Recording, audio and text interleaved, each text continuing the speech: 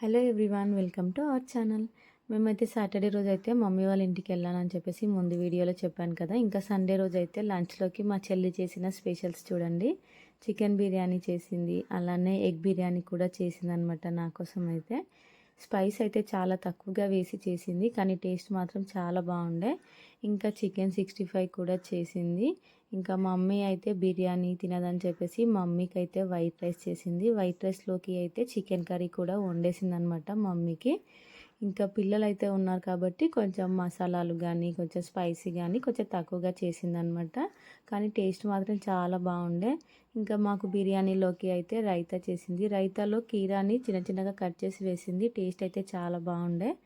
ఇంకా ఆనియన్స్, కీరా, లెమన్ అయితే అన్నీ కట్ చేసి రెడీగా పెట్టింది అనమాట. నేనైతే ఎగ్ బిర్యానీ అయితే తినేసాను అనమాట. మా డాడీ అయితే జ్యూస్ తీసుకొచ్చారు, అది కూడా తాగేసాను అనమాట. నా వీడియో నచ్చితే ప్లీజ్ లైక్ అండ్ సబ్స్క్రైబ్.